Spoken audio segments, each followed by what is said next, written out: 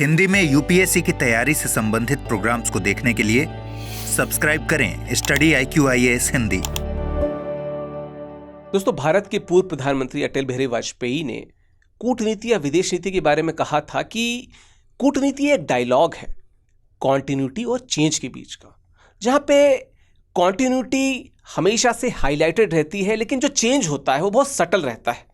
कहने का मतलब लगातार होने वाला प्रवाह है, जहाँ पे थोड़े बहुत चेंजेस होते रहेंगे जो शायद आपको सीधे ना दिखे, अंडरलाइंड रहे। रफीक जकारिया ने भी कहा था कि विदेश नीति या कूटनीति हानि लाभ का मामला होता है, कोई धर्मशास्त्र नहीं है। आपको यह देखना है कि आपका पड़ोसी या आसपास के जो देश हैं वो आपके साथ किस प्रकार से आगे बढ़ रहे हैं। तो आज आप समझ गए होंगे कि हम भारत की विदेश नीति की कॉन्टिन्यूटी और चेंज से रिलेटेड विषय पे, आपने थंबनेल में देखा होगा, हम डिस्कशन करेंगे। और आज हमारे साथ आदरणीय पंकज सर एक बार फिर से मौजूद हैं। सर, बहुत बहुत स्वागत है आपका। Thank you. सर, एक बार फिर से ये कहना बनता है कि स्टूडेंट जिस प्रकार से अप्रिशिएट कर रहे हैं और वो मन लगा रहे हैं हमारे यूपीएससी संवाद में, वो बहुत तारीफ के काबिल है। बिल्कुल। और कहीं ना कहीं बच्चों को भी समझ में आ रहा है कि इस प्रकार के जो डायलॉग, संवाद, जो परिचर्चा है, ये आपके मुख्य परीक्षा और प्रारंभिक परीक्षा के ज्ञान को और गूढ़ता ही देगा। ठीक है, वापस आते हैं पॉइंट पे। तो अगर भारत की बात की जाए तो आइडियलिज्म से रियलिज्म और रियलिज्म से प्रैग्मेटिज्म का जो दौर भारत ने अपनी विदेश नीति में देखा है, ये बहुत काबिले गौर है। कारण ये कि भारत जब आज़ाद हुआ 15 अगस्त 1947 को, जब भारत ने स्वच्छ हवा में जब सांस ली, स्वतंत्र हवा में जब सांस ली, तो पूरा विश्व भारत की तरफ देख रहा था कि भारत का अगला स्टांस क्या होगा। लेकिन ये भारत था और भारत की जिजीविषा थी कि आज 75 वर्ष बाद हम विश्व के टॉप 5 इकोनॉमीज में से एक हैं और विश्व में कोई भी एक्शन हो भारत की तरफ ज़रूर देखा जाता है। तो सर, इस बात को शुरू करते हैं और शुरू करते हैं शुरू से। भारत के पहले प्रधानमंत्री पंडित जवाहरलाल नेहरू जी से शुरू करते हैं कि जब वो राजनीति में आए, जब उन्होंने भारत की कमान संभाली, उस समय गुटनिरपेक्षता की नीति, पंचशील की नीति और फिर चीन के साथ जो हसल चली, बड़ी लंबी चली। जी बिल्कुल। आप नेहरू जी के इस दौर को किस प्रकार से देखते हैं सर? देखिए, बेसिकली क्या है कि जो पंडित नेहरू हैं, उनको सेलेक्ट करने और उन्हें प्रधानमंत्री बनाने के पीछे एक अवधारणा, लोग ऐसा कहते हैं कि उनकी विदेश नीति की व्यापक समझ और विभिन्न प्रकार के देशों में उनकी यात्राएं और अनुभव था। बिल्कुल। और उन्होंने वास्तव में, अगर हम कहें कि भारतीय विदेश नीति के फाउंडिंग फादर थे वो, तो कह सकते हैं उनको हम, क्योंकि उनकी जो विदेश नीति को लेकर के सोच थी वो बहुत व्यापक और मॉरल थी। शुरुआत करते हैं, जब हम आज़ाद हुए तो हमने देखा कि पूरा विश्व 2 गुटों में बटा हुआ है। एक पूंजीवादी समूह है जिसका नेतृत्व यूएसए कर रहा है, और एक साम्यवादी समूह है जिसका नेतृत्व यूएसएसआर कर रहा था, सोवियत संघ कर रहा था। अब भारत के पास दोनों ही विकल्प थे, वो साम्यवादी भी हो सकता था, पूंजीवादी भी हो सकता था। लेकिन भारत ने इन दोनों से अलग अपनी एक इंडिपेंडेंट पॉलिसी बनाई। पंडित नेहरू का ये कहना था कि हम किसी के भी साये में नहीं रहना चाहते, हम अपना अलग स्वतंत्र अस्तित्व बनाना चाहते हैं, और इस वजह से उन्होंने गुटनिरपेक्ष की नीति अपनाई। इसका भारत को बहुत समर्थन भी मिला। वे भारत को एक ऐसी नैतिक शक्ति के तौर पर स्थापित करना चाहते थे जो युद्ध से प्रभावित ना हो, ना ही युद्ध को किसी भी तरीके से प्रमोट करे, बल्कि भारत को एक शांति के प्रतीक के तौर पर वो प्रस्तुत करना चाहते थे। तो आइडिया बहुत अच्छा था, आइडियलिज्म भी बहुत दिख रहा था इसमें। यही पॉलिसी उन्होंने चीन के साथ भी रखी। चीन का उन्होंने यूएन में समर्थन किया, सिक्योरिटी काउंसिल में भी समर्थन किया, जिसका आज तक लोग विरोध करते हैं कि उन्होंने गलती की, जिसको उनकी हिस्टोरिकल गलती मानी जाती है, लेकिन उन्होंने समर्थन किया विद गुड इंटेंशन। हिंदी चीनी भाई भाई एक पॉपुलर स्लोगन हुआ करता था उस दौर में। लेकिन चीन की जो पॉलिसी थी वो थोड़ा सा ऐसी थी कि इससे भारत को बहुत निराशा हुई। चीन ने क्या किया, चीन ने अटैक कर दिया भारत पर, बेसिकली अरुणाचल और लद्दाख के एरिया में। बिल्कुल। और पंडित नेहरू इससे इतना डिसहर्टेड हुए कि उन्होंने कहा, my heart goes with the Assam, और ये पूरे देश को झकझोर देने वाला एक स्टेटमेंट था। लद्दाख पे उसने जो है कब्जा कर लिया। और एक तरीके से समझिए कि जो हमने पंचशील समझौता किया था 1954 में, जिसके कारण हिंदी चीनी भाई भाई जैसी सोच आई थी, वो पूरे तरीके से तहस नहस कर दिया चाइना ने इस एक अटैक के द्वारा। लेकिन जब उसने अटैक किया तो बड़ा मुद्दा ये था कि चाइना ने क्या किया वो हमारे लिए मुद्दा नहीं है। मुद्दा ये है कि हम क्या कर रहे थे, सही बात। हमारी नीति क्या थी। तो हमारी सेना तैयार नहीं थी, सेना के पास हथियार नहीं थे और सेना के पास ऐसी कोई ट्रेनिंग या रणनीति भी नहीं थी कि हम रिप्लाई कर सकें। अब नेहरू जी के पास विकल्प क्या था? नेहरू जी के पास विकल्प था, उन्होंने यूके और यूएसए से मदद मांगी और जैसे ही उन्होंने यूके और यूएसए से मदद मांगी, हम कह सकते हैं कि कहीं ना कहीं वो जो गुटनिरपेक्षता की आत्मा थी वो तो ख़त्म हो गई। हालांकि सपोर्ट किसी गुट ने नहीं किया भारत को, क्योंकि आपने शुरुआत में गुटनिरपेक्षता अपना ली थी। तो नेहरू की विदेश नीति यद्यपि आइडियली बहुत अच्छी थी, आदर्श के तौर पर बहुत अच्छी थी, लेकिन प्रैक्टिकली बहुत ही मासूम टाइप की थी। वे दुनिया को एक मासूमियत और प्यार भरे नज़रिए से देख रहे थे। प्रैक्टिकलिटी का अभाव ज़रूर दिखता है उनकी पॉलिसी में। और अगर हम गुटनिरपेक्षता की बात करें तो सच ये भी है, मतलब इस बात को डिनाई नहीं किया जा सकता कि भारत को एक नैतिक राष्ट्र के रूप में मान्यता मिली। बिल्कुल सर। क्यूबा संकट के दौरान भारत की पहचान विश्व के एक बड़े नेगोशिएटर के तौर पर भी होती है। और इसके साथ साथ अगर हम देखें तो जो आज भारत ग्लोबल साउथ की लीडरशिप कर रहा है, इस ग्लोबल साउथ में भारत की पोजीशनिंग कहीं ना कहीं नॉन अलाइड मूवमेंट से ही शुरू होती है, यानी कि जो गुटनिरपेक्ष आंदोलन था उससे शुरू होती है। लेकिन इन ऑल अगर हम नेहरू जी के पूरे फॉरेन पॉलिसी का और एक लंबे टेन्योर के दौरान की फॉरेन पॉलिसी का एनालिसिस करें तो हम ये कह सकते हैं कि पॉलिसी बहुत अच्छी थी, प्रैक्टिकलिटी नहीं थी। शायद उन्होंने वो लाइन ध्यान से नहीं सुनी थी जिसमें कहा गया था कि क्षमा सोवती उस भुजंग को जिसमें भरा गरल हो, उसका क्या जो दंतहीन विषहीन विनीत सरल हो। तो हम दंतहीन विषहीन और विनीत और सरल बनने के चक्कर में अपना बहुत सारा पोर्शन छोड़ दिए और ये एक बड़ा ब्लो तो था इंडिया की सॉवरेनिटी पर भी। तो सफलताएं और असफलताएं दोनों रहीं और असफलताएं जो थी उनको मैंने आपको मार्क किया, सफलताओं पर भी बात करी। लेकिन नेहरू जी के बाद जो एक बड़ा चेंज आता है, एक बड़ा फ्लो आता है इंडिया की फॉरेन पॉलिसी में, इंडिया की विदेश नीति में, वो इंदिरा जी के समय में आता है। इंदिरा जी ने एक जो कह सकते हैं ना एक एग्रेसिव फॉरेन पॉलिसी का पुट लाया हमारी पॉलिसी में और अपनी आइडेंटिटी पे गर्व करने वाला जैसा माहौल बनाया। तो क्या इंदिरा की जो फॉरेन पॉलिसी थी उसको हम रणनीतिक साहस की तरह देख सकते हैं? आपका क्या विचार है इस पर? बिल्कुल देख सकते हैं सर। जैसे आपने कुरुक्षेत्र की पंक्तियां, रामधारी सिंह दिनकर की लिखी पंक्तियों को कहा कि क्षमा शोभती उस भुजंग को जिसके पास गरल हो, उसको क्या जो दंतहीन विष रहित विनीत सरल हो। मुझे लगता है कि सर कि वो जो गरल, वो जो विष नेहरू जी नहीं देख रहे थे बहुत आइडियलिस्टिक होके। इंदिरा गांधी को पता लग गया था कि इस विश्व का पान बहुत ज़रूरी है अगर पूरे विश्व को हमको आईना दिखाना है। एक कहानी से या एक क्रमागत इंसिडेंट्स की अगर हम बात करें तो मैं इंदिरा गांधी को समराइज कर दूंगा इससे ही, बाकी कुछ बातें और होंगी। मार्च 1971 पूर्वी पाकिस्तान में पश्चिमी पाकिस्तान की तरफ से ऑपरेशन सर्च लाइट चलाया जाता है जी, और निर्मम हत्या की जाती है बांग्ला भाषी मुसलमानों की, आम लोगों की सहायता से।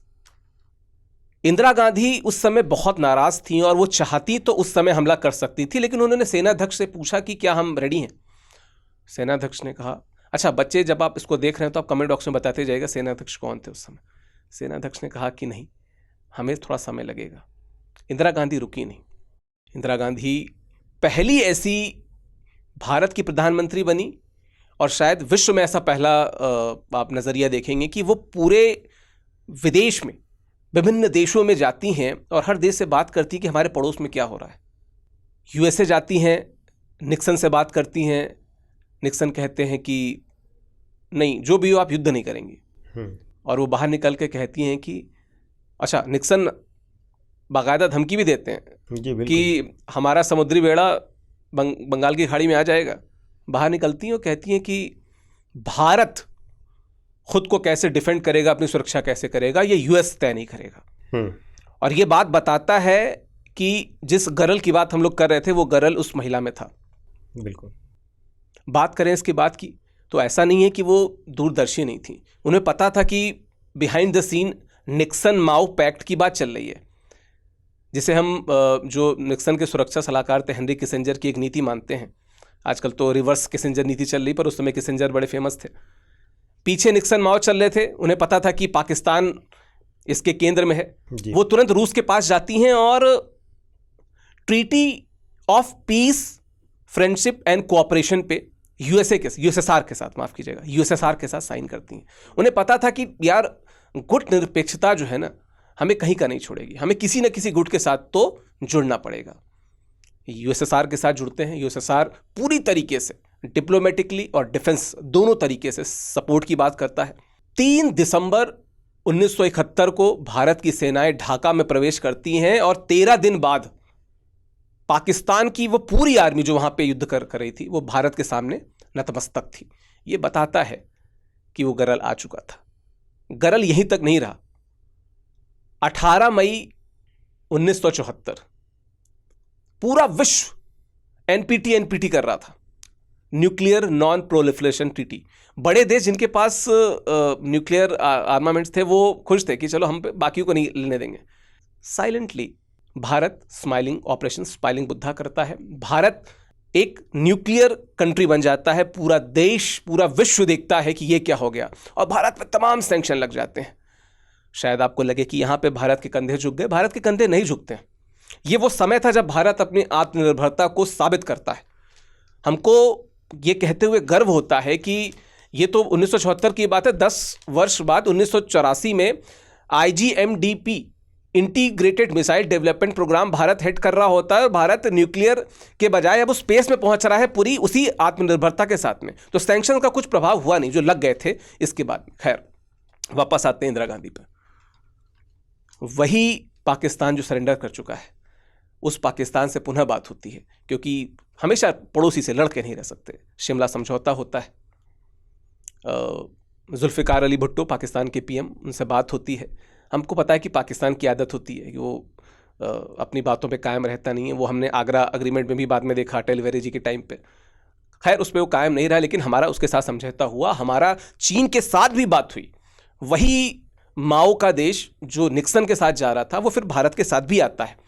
और फिर कहीं ना कहीं अपना स्वत्व इंदिरा गांधी को पता चलता है, और एक डॉक्ट्रिन बड़ी फेमस होती है सर, हम उसे कहते हैं इंदिरा डॉक्ट्रिन जी। इंदिरा ने घोषित अघोषित दोनों तरीके से कह दिया था कि साउथ एशिया की सुरक्षा भारत की सुरक्षा है, एंड वाइसी वर्सा, यानी कि भारत की सुरक्षा साउथ एशिया की सुरक्षा है। अब भारत पे हमला करोगे तो साउथ एशिया पे हमला है। सर, ये वो समय था जो आज के समय हम अमेरिका को, रूस को, चीन को बिग बी कहते हैं। उस समय भारत को कहा जा रहा था कि ये बिग ब्रदर जैसा कर रहा है। हम मान सकते हैं कि इसमें अहंकार या कहीं से थोड़ा गर्व झलकता है, लेकिन कहीं से भी किसी ऐसे देश के साथ जो एक बहुत बड़ी संस्कृति रहा, जिसको इस प्रकार से दबाया गया और विभिन्न देशों द्वारा, गुटों द्वारा साइड लाइन किया गया, उसके द्वारा ये हुंकार बहुत ज़रूरी थी। तो सर, विदेश नीति में ये बड़ी हमको एक मजबूत प्रवृत्ति दिखती है। लेकिन सर, इसके बाद एक जनता पार्टी की सरकार को हम देखते हैं, और फिर पुनः इंदिरा गांधी आती। इंदिरा गांधी के समय में सार्क की बात शुरू हो चुकी थी। हालांकि वो उनके मृत्यु के बाद सार्क साकार होता है, तो वहाँ पे भी हम देखते हैं कि वो सिर्फ हुंकार भरने वाली महिला नहीं दिखती हैं। और सिर्फ मैं इंदिरा गांधी को, आप इंदिरा गांधी मत समझिए, आप इंदिरा गांधी को भारत समझिए। और जब हम नेहरू की बात करेंगे तो भी भारत रहेगा, जब हम मोदी की बात करेंगे तो भी भारत ही रहेगा, केंद्र में भारत रहेगा। हम भारत की बात करते हैं। तो उन्होंने वो हुंकार भरी कि हम अपने पड़ोसियों को भी मजबूत करें।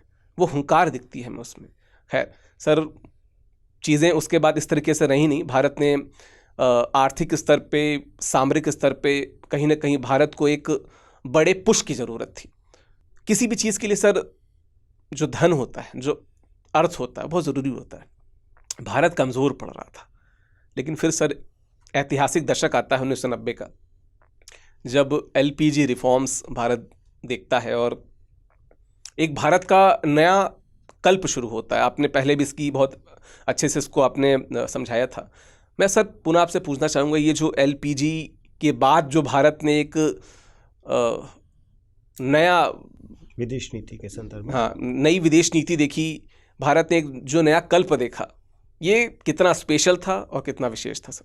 मैं आपके प्रश्न का उत्तर ज़रूर दूंगा, लेकिन उसके पहले मैं आपकी बातों में से 2 बातें लेना चाहता हूँ। बहुत अच्छी लगी मुझे जब आपने कहा कि जब हम इंदिरा की बात कर रहे हैं तो हम भारत की बात कर रहे हैं। मेरे कानों में वही गूंज रहा था, इंदिरा इज़ इंडिया। मुझे लगा कहीं आप आगे यही तो नहीं बोलने जा रहे। सर, मैं इस बात को कहना चाहता हूँ कि जो भारत का प्रधानमंत्री होता है वो भारत का प्रधानमंत्री होता है। वो व्यक्ति के अलावा भारत का सदर भी है।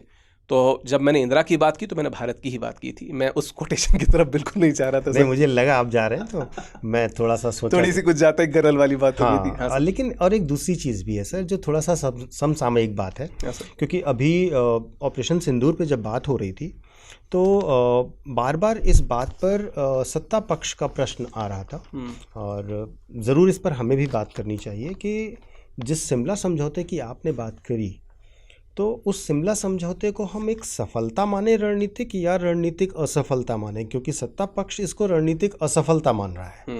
वो ये मान रहा है कि जब आपके पास टाइम था, आपके पास पावर थी, आपके पास इतने सैनिक कब्जे में थे, देन आपने क्यों नहीं पीओके ले लिया? बिल्कुल बिल्कुल। और उस समय आप चाहते तो ले सकते थे। एक आपने नेहरू जी के समय में हिस्टोरिकल मिस्टेक करी जब आप यूएन चले गए। दूसरी हिस्टोरिकल मिस्टेक जब आपके पास ये मौका था कि आप शिमला समझौता करते और वो पीओके वापस लेते, तब उनके सैनिक वापस जाते या कुछ भी। तो ये एक दूसरा बड़ा प्रश्न उठता है फॉरेन पॉलिसी, पिता और पुत्री दोनों को लेकर के। इस पर मैं ज़रूर जानना चाहूँगा सर, आपका टेक क्या है? मतलब इसको हम इंदिरा की भूल माने या ना माने? सीधे शब्दों में कहूँगा कि बिल्कुल इस समय अगर हम देखें तो भूल थी, लेकिन सर फिर तो सत्ता पक्ष फिर मेरे ख्याल से लाहौर बस सेवा को भूल जाता है।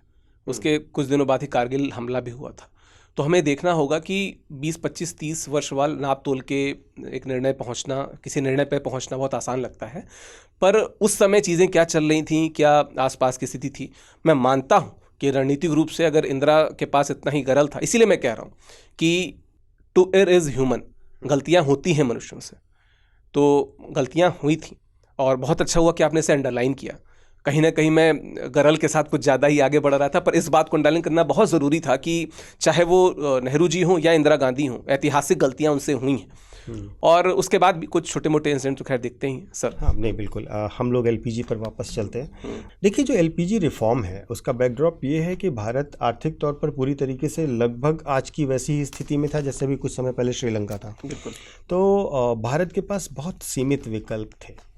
उस समय मनमोहन सिंह हमारे वित्त मंत्री हुआ करते थे, नरसिंह राव प्राइम मिनिस्टर थे, और हमारे पास स्थितियाँ ये थी कि उसके पहले की चंद्रशेखर गवर्नमेंट ने हमारे देश का सोना गिरवी रखा और उसके बाद हम चीज़ों के इंस्टॉलमेंट चुका रहे थे। बिल्कुल। तो हालात बहुत अच्छे नहीं थे, हमारी फेवर में तो नहीं ही थे। तो उस दौरान जब एलपीजी की पॉलिसी लाई गई, और उस एलपीजी की पॉलिसी को अगर हम विदेश नीति अपने टॉपिक तक ही रखें, तो उससे विदेश नीति में क्या हुआ कि हमने अपनी विदेश नीति का जो मूल चरित्र है उसको बदला। अब हमने डिसाइड कर लिया कि राष्ट्रीय हित, आर्थिक लाभ और रणनीतिक साझेदारी, ये कोर एरियाज़ होंगे जिन पर हम अपनी विदेश नीति चलाएंगे। बिल्कुल। और ये जो कोर एरियाज़ हमने डिसाइड किए, इसका रिफ्लेक्शन दिखता है हमारे अब सबसे पहले अमेरिका के साथ दोस्ती से।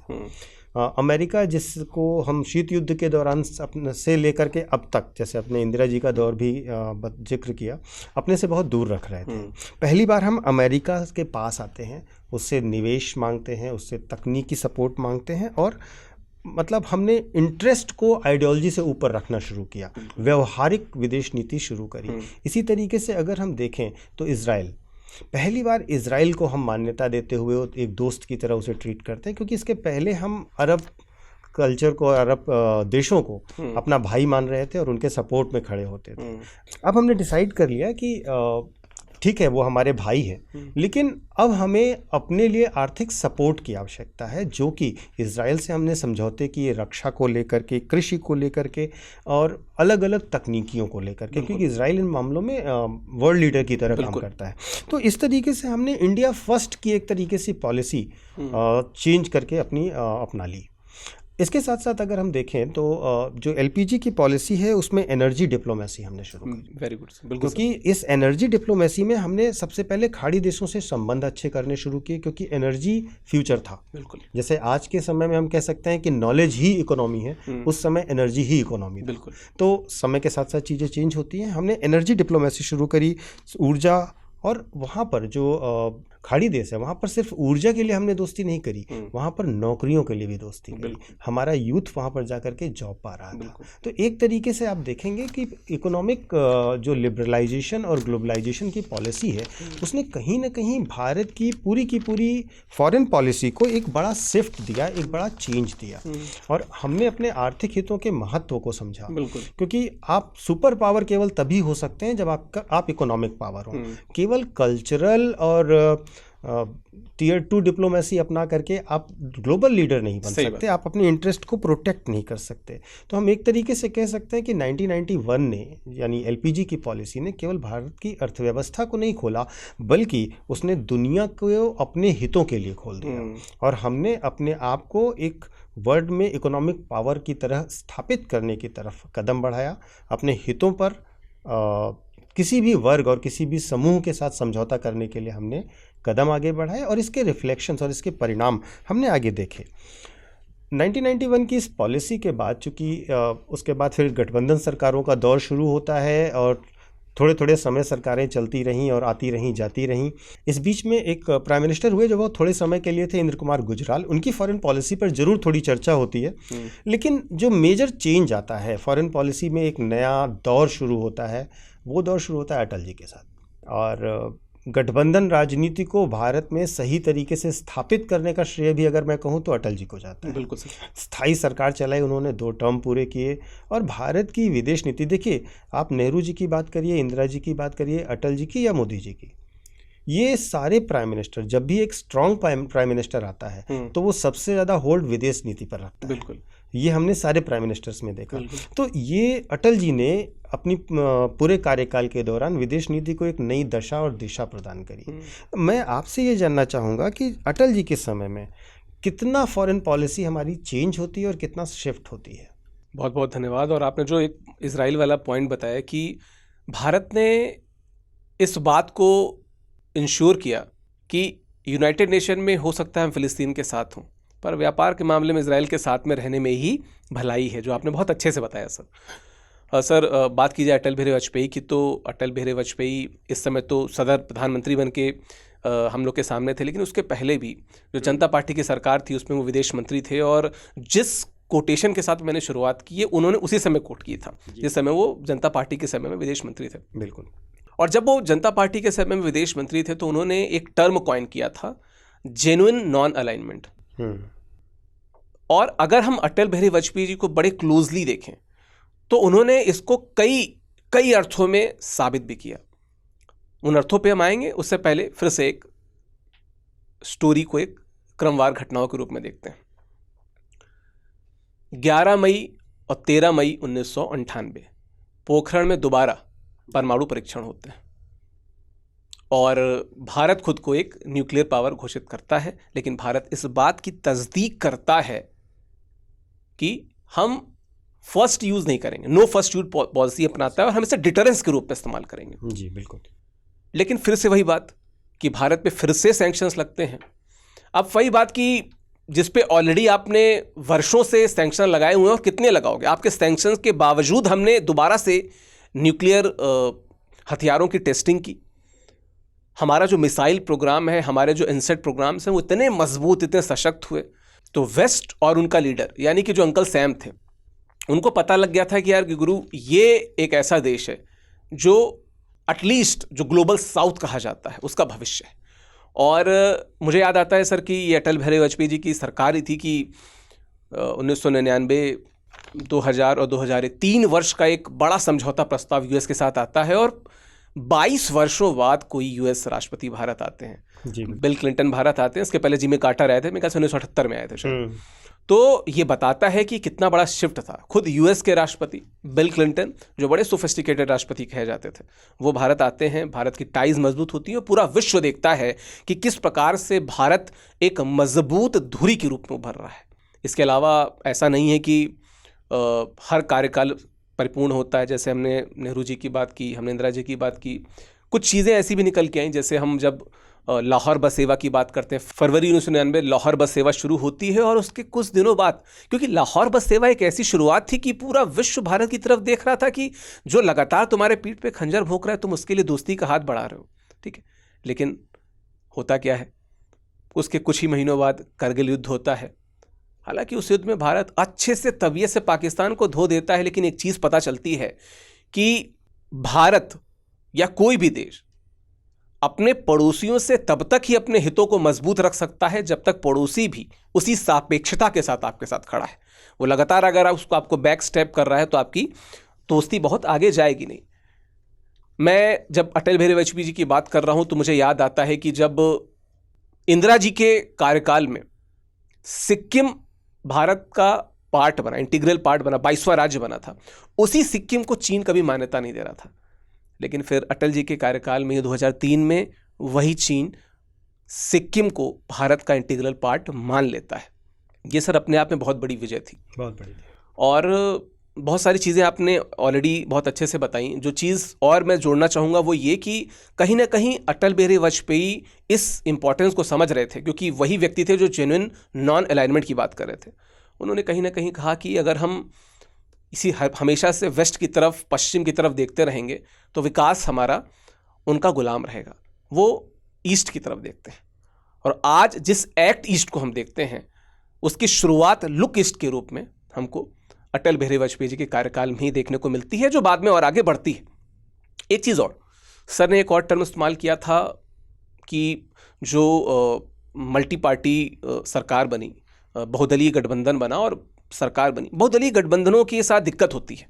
दिक्कत ये होती है कि आप रीजनल पार्टियों से जुड़े होते हैं, और विदेश नीति पे रीजनल पार्टियों का भी असर होता है जब वो रीजनल पार्टियां उन प्रदेशों को लीड कर रही हैं जो आपके बॉर्डर से जुड़ते हैं। बिल्कुल सर, मुझे याद आ रहा है आज भी कि जब राजीव जी की सरकार थी और श्रीलंका में अशांति थी, liberation tigers of Tamil Eelam जो लगातार वहाँ के सिंगलियों के खिलाफ आग उगल रहे थे, उसके बाद से भारत और श्रीलंका के रिश्तों में एक साइनोसोडल कर्व दिखता है, कहीं अप कभी डाउन।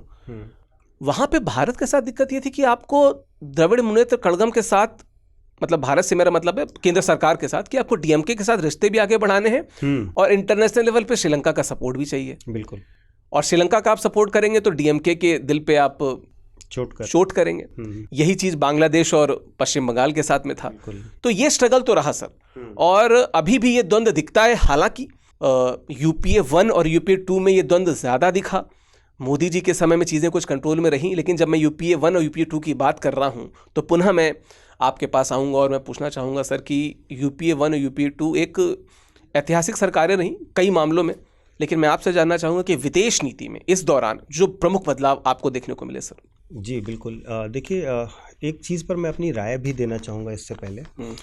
देखिए, जो कभी किसी चीज़ का हम इवैल्यूएशन करते हैं, जब किसी भी चीज़ को हम देखते हैं कि सही था या गलत था, तो हमेशा परिणाम के आधार पर प्रयास को जज नहीं कर सकते। बिल्कुल।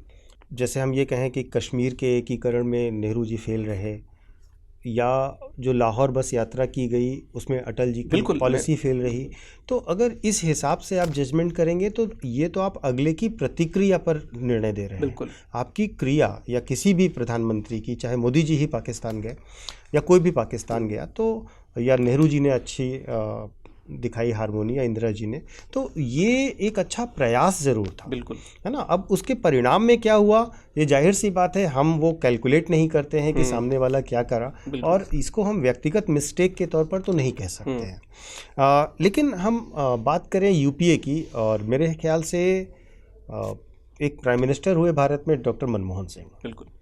मतलब ऐसे प्रधानमंत्री जिनका अटल जी के बाद सभी लोग बहुत सम्मान से नाम लेते हैं। डॉक्टर मनमोहन सिंह जब प्रधानमंत्री बनते हैं तो एक गठबंधन की सरकार, जो बहुत वीक सरकार थी, लेकिन वो एक अर्थशास्त्री थे। 1991 का रिफॉर्म उन्होंने शुरू किया था, और उस रिफॉर्म के साथ उन्होंने ग्लोबल लेवल पर भारत की आउटरीच को मजबूत किया था। बिल्कुल। तो वो एक तरीके से आर्थिक डिप्लोमेसी पर ज़्यादा ध्यान देते हैं, और उनका एक बेसिक फोकस एरिया होता है इकोनॉमिक डिप्लोमेसी पर। उन्होंने जो लुक ईस्ट था, जिसको आपने अभी मेंशन किया, लुक ईस्ट को और ज़्यादा स्ट्रॉन्ग किया। एक्चुअली उन्होंने आसियान से FTA किया, फ्री ट्रेड एग्रीमेंट किया, गंगा मेकोंग कोऑपरेशन सहयोग बना, उसमें जा कर के गए, मैनेज किया। इस तरीके से उन्होंने बहुत सारे जो ईस्ट की तरफ था, क्योंकि देखिए हम हमेशा से वेस्ट की तरफ देख रहे थे, और सूरज हमेशा ईस्ट से उगता है। बिल्कुल। तो उन्होंने क्या बात है सर। ईस्ट की तरफ जो है जाना शुरू किया, देखना शुरू किया, और ये बहुत महत्वपूर्ण था। और ये जो इन्होंने रिलेशंस बनाए, इस पर इनका विचार बिल्कुल क्लियर था। इन्होंने कहा कि ये केवल इकोनॉमिक नहीं है, ये स्ट्रेटेजिकल रिलेशन है, ये भविष्य में हमारे ज़रूरतों को पूरा करने वाला होगा। लेकिन पूरे मनमोहन सिंह के कार्यकाल में जो सबसे रिमार्केबल इंसिडेंस रहा, जिसको मैं भी बहुत रिस्पेक्टफुली याद करता हूँ, वो था 123 एग्रीमेंट। यस। जो भारत और यूएस के बीच में न्यूक्लियर डील थी।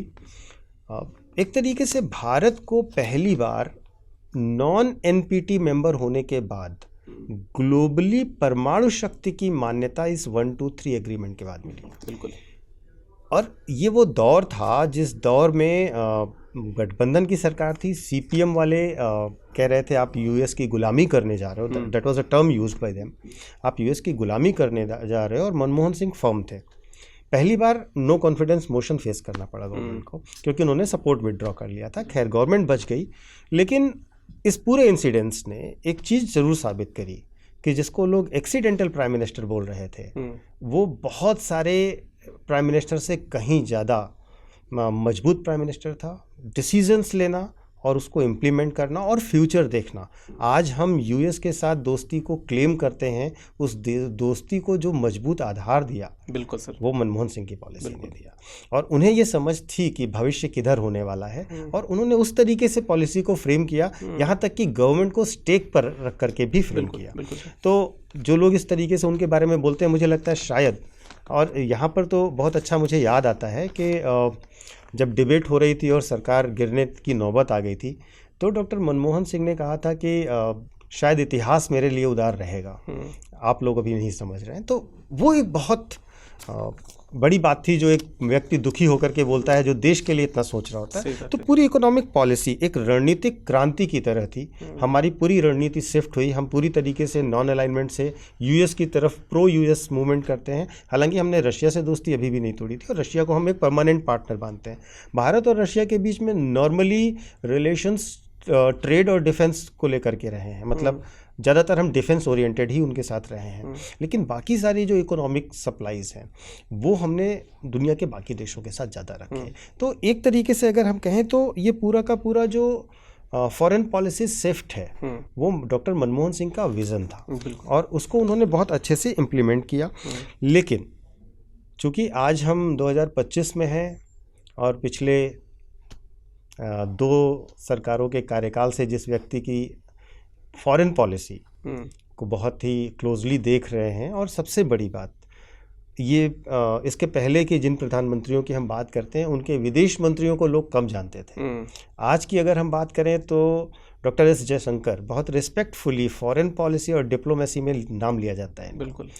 मोदी जी के आने के बाद क्या हम ये माने कि पूरी फॉरेन पॉलिसी सेंट्रलाइज हो गई अराउंड पीएमओ, या इसके जो थेरेटिकल बैकग्राउंड्स थे उसमें भी कुछ चेंज हुआ? मतलब मोदी का एरा और फॉरेन पॉलिसी, इन दोनों के बीच में आप क्या सिमेट्री देख रहे हैं, क्या चेंजेस और स्टेबिलिटी देख रहे हैं, और कहाँ तक हम आ गए? और आज भारत, अगर हम कहें, जो कहते हैं ना कि चूँकि ये बड़ा रिलेवेंट सा है, तो इसलिए थोड़ा सा मैं ज़्यादा ही बोल दे रहा हूँ। हाँ सर। इसको आप इससे भी ज़रूर जोड़िएगा जब आप इस पर कमेंट करिएगा, कि जब अमेरिका के साथ आज के हमारे रिलेशंस जो ट्रम्प कर रहे हैं, क्या हम वास्तव में जिस तरीके का फॉरेन पॉलिसी में अपना पोजीशनिंग कर रहे थे, क्या वो पोजीशनिंग जस्टिफाइड लगती है जब यूएस आपके साथ इस तरीके से बात करता है और इस तरीके से टैरिफ लगाता है? मोदी के पूरे कार्यकाल के साथ इस प्रश्न को भी ऐड करिए। बिल्कुल sir, thank you so much. और आपने एक बहुत अच्छी बात कही कि वो जो सूर्य पूर्व से उगता है, वो बड़ी खतरनाक बात थी सर। खैर मैं वापस आता हूँ सर आपके प्रश्न पे।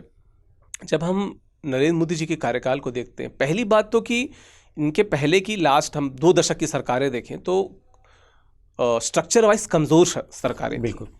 मोदी जी के तीनों ही टर्म ठीक ठाक रूप से मजबूत रहे हैं, जहाँ पे उनको अपने एलाइज पे बहुत डिपेंड रहने की कोई ज़रूरत नहीं पड़ी है। तो जाहिर सी बात है, ऐसे में जो व्यक्ति निर्णय लेगा, उस निर्णय में एक सशक्तता झलकी कि जो हमको इंदिरा गांधी जी के समय भी झलकती थी। क्योंकि जब 1971 में जब वो वापस आई, जब उनकी खुद की पार्टी ने थोड़ा अलग कर दिया और फिर 1971 में मजबूती के साथ आती हैं, तो वो देखने लायक था। वैसे ही मोदी जी के साथ में था। बिल्कुल। तो शुरुआत करता हूँ कुछ चीज़ों से। जैसे मैंने कहा कि जिस लुक ईस्ट को अटल बिहारी वाजपेयी जी ने और मनमोहन सिंह जी ने शुरू किया, उसको एक्ट ईस्ट के रूप में बड़ी मजबूती के साथ सामने लाने वाले प्रधानमंत्री थे, हैं इनफैक्ट नरेंद्र मोदी जी। आज के समय में भारत को वैश्विक पावर के रूप में देखते हैं और हम पाकिस्तान को देखते हैं कि चीन को देखते हैं कि वो स्ट्रिंग ऑफ पर्ल्स क्रिएट कर रहा है, वो बेल्ट एंड रोड इनिशिएटिव पे काम कर रहा है। ऐसे में नेबरहुड फर्स्ट पॉलिसी को लाने वाले, उसको मजबूती से अध्यारोपित करने वाले प्रधानमंत्री नरेंद्र मोदी हैं। यही नरेंद्र मोदी हैं जो सागर डिप्लोमेसी की बात करते हैं और मैरीटाइम और जो हमारी जो नेवल मजबूती है उस पर बहुत काम करते हैं। लेकिन मैं उसी तरफ आऊँगा जिस तरफ से आपने बोला। उसके आने से पहले मुझे कोविड के समय का, जिस समय मोदी जी अपनी कोविड डिप्लोमेसी या वैक्सीन डिप्लोमेसी के लिए बड़े फेमस थे, बिल्कुल, तो मुझे उस समय के ब्राज़ीलियन राष्ट्रपति बोल्सोनारो का वो ट्वीट याद आ रहा है जिसमें उन्होंने मोदी जी को हनुमान के रूप में और उनकी वैक्सीन को संजीवनी बूटी के रूप में बिल्कुल बताया था। ये बताता है कि ग्लोबली मोदी जी का क्या ऑरा रहा। मैं आपके प्रश्न में आऊँगा, पहले ऑरा क्रिएट कर लेते हैं, फिर उस प्रश्न पे आते हैं। इस दौरान अमेरिका ने दो अलग अलग राष्ट्रपतियों को देखा। पहले ट्रंप थे, फिर बाइडेन आए, फिर वापस ट्रंप आए। और जब ट्रंप की पहली सरकार थी तो हमें हाउडी मोदी भी देखने को मिलता है और पूरा विश्व देखता है कि पहली बार अमेरिका के मेडिसन स्क्वायर में एक साउथ, नॉर्थ तो कहते नहीं, ग्लोबल साउथ का एक देश जिसको सबने एलिनेट कर दिया, उसके प्रधानमंत्री को लेकर नारेबाजी हो रही है, भारत माता की जय वहाँ पे लगाया जा रहा है। ये अपने आप में एक सकारात्मक संदेश था। फिर खैर बाइडेन आते हैं, फिर पुनः ट्रंप आते हैं और फिर वही बात कि दोस्ती वाली बात चलती है। आता हूँ ट्रंप पे, आता हूँ, फिर से थोड़ा सा पीछे आता हूँ, वापस आता हूँ, इजराइल की बात करता हूँ सर, क्योंकि ये वो जो थोड़ा सा ना, वो लास्ट के लिए थोड़ा सा वो क्या कहते हैं उसको, इंटरेस्ट थोड़ा बचा रहना चाहिए बच्चों का। तो आपने इजराइल की बात शुरू की थी, फिर मैंने बताया था कि किस प्रकार से इंटरनेशनली यूनाइटेड नेशन के पर्सपेक्टिव में भारत हमेशा से फिलिस्तीन का समर्थन करता आया है, लेकिन इजराइल से व्यापार कभी कमज़ोर नहीं हुआ, दोस्ती बनी रही। लेकिन इस समय जो हम देख रहे हैं कि इस समय भारत कहीं ना कहीं वोटिंग से एब्सटेन कर रहा है। जो इजराइल के खिलाफ वोटिंग हो रही है उससे एब्सटेन कर रहा है, बच रहा है उससे। ये क्या बताता है? थोड़ा सा शिफ्ट तो बताता ही है। और अब जब मैं नरेंद्र मोदी जी का श्रीलंका के प्रति रवैया या बांग्लादेश के प्रति रवैया या अफगानिस्तान के प्रति रवैया देखता हूँ तो मुझे लगता है कि शायद कहीं थोड़ी स्ट्रिक्ट डिप्लोमेसी की ज़रूरत है, क्योंकि ये वही श्रीलंका है जो कहीं ना कहीं चाइना के पक्ष में चला गया और उसका भुगतान उसने किया जो उसकी माली हालत थी। बांग्लादेश थोड़ा बहुत समझ रहा है, लेकिन बांग्लादेश की भी हालत बहुत अच्छी है नहीं जब से वहाँ पे रजीम बदली है। अफगानिस्तान में जब से तालिबान आया तब से वहाँ पे भी स्थिति बहुत अच्छी नहीं है। और हाल में हमने चीन में एक ऐसी भी उपस्थिति को देखा जहाँ पे पाकिस्तान, चीन, अफगानिस्तान और बांग्लादेश चारों मौजूद थे, जो भारत के लिए एक चिंता का विषय हो सकता है, जहाँ पर भारत को देखने की ज़रूरत है। आता हूँ आपके प्रश्न पर कि इस समय अगर हम डोनाल्ड ट्रंप को देखें तो डोनाल्ड ट्रंप, पता नहीं क्यों मुझे कभी कभी ऐसा लगता है कि वैश्विक स्तर पे वो दिन में कुछ और रहते हैं, रात में कुछ और होते हैं। जब वो सिस्टम के सामने बैठते हैं और उनका इंटरनेट कनेक्ट होता है और वाईफाई जब स्पीड अच्छी आती है तो वो कुछ भी ट्वीट कर देते हैं। हालांकि मुझे ऐसा लगता है कि जब डोनाल्ड ट्रंप मागा की बात करते हैं, मेक अमेरिका ग्रेट अगेन की बात करते हैं, तो वो इस बात को लेकर श्योर हैं कि हमें अमेरिका को ग्रेट करना है। अब समय समय पे हमारे दोस्त बनते रहेंगे, बिगड़ते रहेंगे, क्योंकि हम मजबूत हैं, हम सशक्त हैं।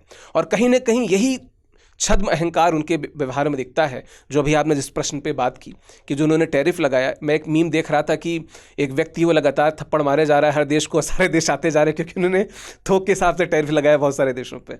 तो ठीक है, उनकी अपनी कुछ डिप्लोमेसी होगी और शायद उनके देश में इस प्रकार से कुछ दो विशेषज्ञ बैठ के डिप्लोमेसी पे बात भी कर रहे होंगे।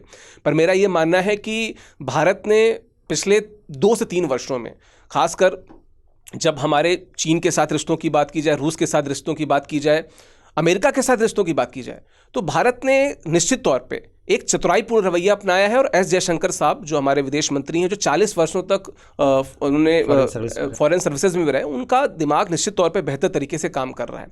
ये इसलिए भी ज़रूरी है क्योंकि जब मैं निक्सन माओ पैक्ट की बात कर रहा था, उसके जो मूर्त व्यक्ति थे जिन्होंने उसको मूर्तता में लाया, वो हेनरी किसिंजर थे।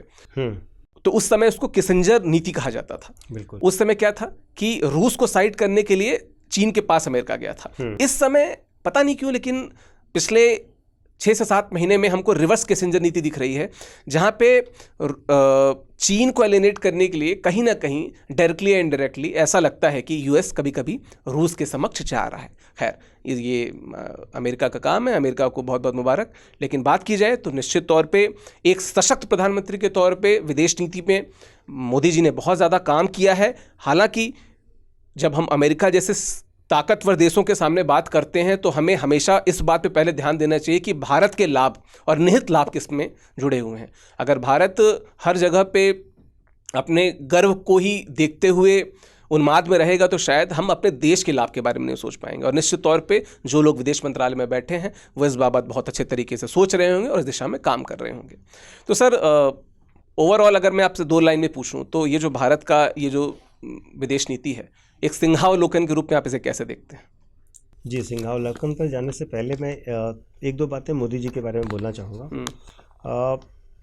मोदी जी मतलब चूँकि हम लोग करंट भी साथ में पढ़ाते रहते हैं, तो मैं अगर कहूँ तो किसी प्रधानमंत्री के लिए अगर हम लोगों को सबसे ज़्यादा याद करना पड़ता है कि फॉरेन के सबसे हाईएस्ट सिविलियन अवार्ड किसको मिले, सही बात है ना, तो वो पर्सन जहाँ भी जाते हैं हाईएस्ट सिविलियन अवार्ड लेके आते हैं। और सर, एक मीम और आता है कि मोदी जी ने उन देशों का भी दौरा किया है जो यूनाइटेड नेशन की लिस्ट में। हाँ, और नहीं सर, देखिए ये पॉलिसी का बहुत इम्पोर्टेंट फैक्ट सर, बिल्कुल। मुझे लगता है शायद ऑस्ट्रेलिया के प्राइम मिनिस्टर ने मोदी जी को सर कह के बात की, बिल्कुल, है ना। किसी देश के राष्ट्राध्यक्ष थे जिन्होंने मोदी जी के पैर छुए, तो ये तो आउट ऑफ इकोनॉमिक इंटरेस्ट नहीं होगा ना।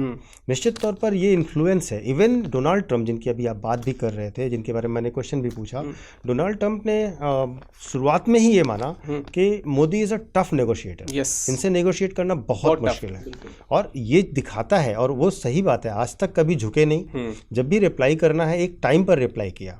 जैसे सभी लोग कह रहे थे कि इन्होंने, जिसके बारे में 25-30 बार बोल चुके हैं कि हमने भारत और पाकिस्तान में सीज फायर कराया, पर्सन पार्लियामेंट में जाके बोलता है किसी से हमारी कोई बात नहीं।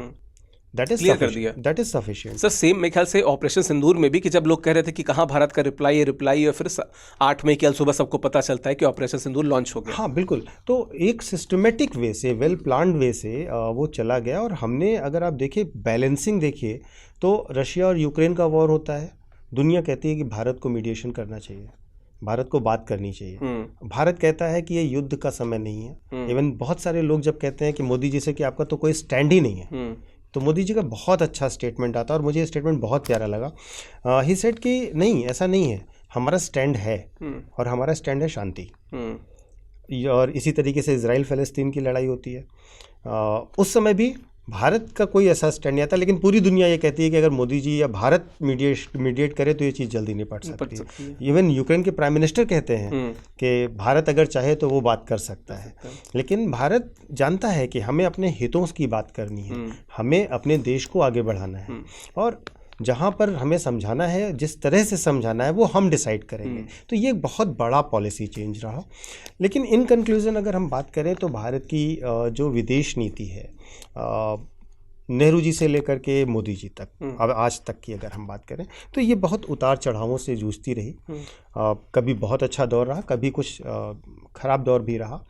एस जयशंकर की ही अगर मैं शब्दों में बात करूं, जो हमारे विदेश मंत्री, वो कहते हैं कि जो नैम था, जो नॉन अलाइड मूवमेंट था, वो एक पर्टिकुलर एरा का टर्म था और पर्टिकुलर सिचुएशन में चलने वाला टर्म था। और आज भारत के लिए बहुपक्षीयता और मुद्दा आधारित विदेश नीति सबसे ज़्यादा ज़रूरी है। तो विदेश नीति हमने अपनी शिफ्ट करी, चेंज करी, और उसी के साथ साथ हम आगे बढ़ते गए। विदेश नीति का जो गाइडिंग प्रिंसिपल है, जहाँ से हम विदेश नीति को एज अ सोर्स समझ सकते हैं, कहाँ से समझें, तो मेरे हिसाब से, चूँकि पॉलिटी के स्टूडेंट और टीचर दोनों रहे हैं हम, तो चाणक्य पर जाएंगे। आचार्य चाणक्य कहते हैं बहुत सिंपल सी बात, जो विदेश नीति का गाइडिंग प्रिंसिपल हो सकता है कि हर मित्रता के पीछे कुछ स्वार्थ होता है, और बिना स्वार्थ के कोई मित्रता नहीं होती। और आप सिर्फ मित्र मत बनाइए, आप सिर्फ कल्चरल डिप्लोमेसी मत करिए, स्वार्थ का भी ध्यान रखिए। आप आगे बढ़ेंगे तभी आप दूसरों के लिए कुछ अच्छा कर पाएंगे। तो ये हमारी फॉरेन पॉलिसी को लेकर के हम लोगों के डिटेल्ड विचार है। मैं चाहूँगा आप भी इसको कंक्लूड करें। सर, बिजनेस के क्षेत्र में कहावत है कि there is no business as show business. Bharat ने हमेशा शो बिजनेस में अपना परचम लहराया है। और मैं कंक्लूड करूंगा महोपनिषद की एक सूक्ति से कि अयम निजः परोवेति गणना लघुचेत साम उदार चरिता नाम तो वसुधैव कुटुंबकम। भारत ने संपूर्ण वसुधैव को हमेशा अपना घर माना है और हमेशा इसी दिशा में आगे प्रयास किए हैं। ये अलग बात है कि कई बार भूगोल और कई बार इतिहास हमारे आड़े आ जाते हैं।